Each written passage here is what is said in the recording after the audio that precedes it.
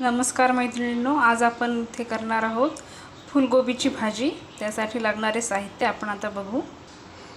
या ठिकाणी मी इथे कांदा आणि टोमॅटोची पेस्ट घेतलेली आहे। त्यासोबत इथे मी अद्रक लसूण आणि कोथिंबीरची पेस्ट घेतलेली आहे आणि आपल्याला भाजी झाल्यावर टाकण्यासाठी इथे मी कोथिंबीर घेतलेला आहे।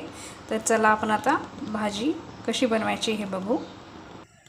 इथे मी कढईमध्ये तेल तापत ठेवलेले आहे। तर त्यामध्ये आपल्याला सर्वात अगोदर ही फुलगोबी टाकून आपल्याला थोडीशी शॅलो फ्राय करून घ्यायची आहे। तर आता मी यामध्ये फुलगोबी टाकते।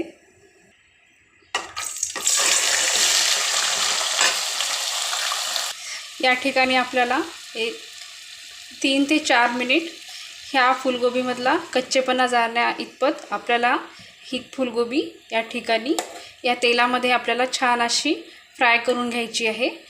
तर आपण या ठिकाणी आता ही फुलगोबी फ्राय करून घेऊ।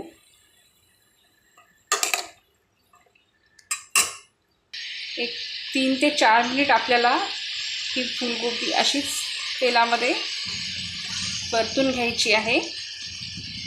या पद्धतीने जर तुम्ही घरी फुलगोबी केली तर ज्यांना ही भाजी आवडत नाही त्यांना सुद्धा ही भाजी आवडायला लागेल। एकदा नक्की तुम्ही ही रेसिपी ट्राय करू शकता। या ठिकाणी 4 ते 5 मिनिट झालेले आहेत आणि आपली कोबी अशी ही मस्त फ्राय झालेली आहे। आता ही आपण एका पॉटमध्ये काढून घेऊ आणि या भाजीला आपण फोडणी देऊ। तुम्ही बघू शकता हे आपल्या फुलगोबीला असा एक छान असा एक ब्राऊन असा रंग आलेला आहे। तर आता आपण ही भाजी फोडणी देऊ। मी या ठिकाणचं थोडंसं तेल काढून घेतलेलं आहे, कारण काय तळण्यासाठी थोडं जास्त तेल मी टाकलेलं होते कढईमध्ये।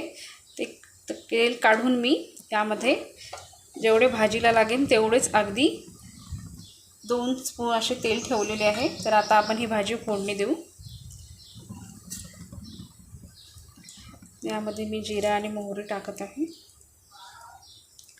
त्यानंतर मी यामध्ये कांदे आणि टोमॅटोची पेस्ट टाकणार आहे। यामध्ये मी कांदा टोमॅटोची पेस्ट टाकली आहे आणि आता ही पेस्ट आपल्याला छान अशी शिजू द्यायची आहे। कांदा टोमॅटोची पेस्ट इथे झालेली आहे।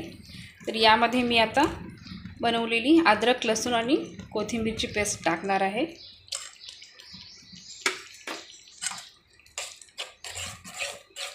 ही पण आता आपल्याला तेलामध्ये छान अशी भाजू द्यायची आहे। तुम्ही बघू शकता या ठिकाणी आपल्या या मसाल्याला असा छान असा रंग आलेला आहे। तुम्हाला हवा असेल तर यामध्ये तुम्ही दाण्यांचा कूट पण टाकू शकता, पण या ठिकाणी मी तो स्किप केलेला आहे। आता आपण यामध्ये तिखट, मीठ, हळद टाकू।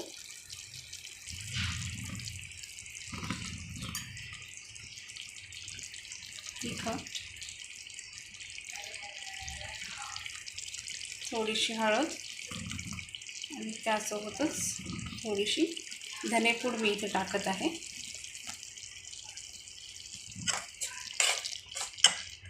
हे बघा आपल्या या मसाल्यांना मस्त अशी तर्री आलेली आहे, तेल सुटलेले आहे। तर यामध्ये आपण फ्राय केलेली कोबी टाकू।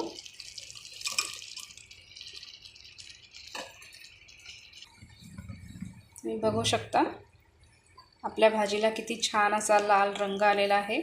यामध्ये मी आता मीठ घालणार आहे।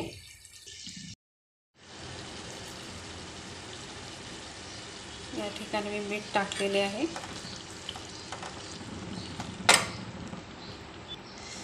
मीठ टाकल्यावर एक 4 ते 5 मिनिट आपल्याला ही भाजी या मसाल्यांमध्ये अशीच शिजवायला ठेवायची आहे। तुम्हाला यामध्ये हवे असेल तर पाणी टाकू शकता। थंड पाणी टाकायचे नाही, गरम पाणी करून तुम्ही यामध्ये 1-2 ते 2.5 वाटी यामध्ये पाणी टाकू शकता।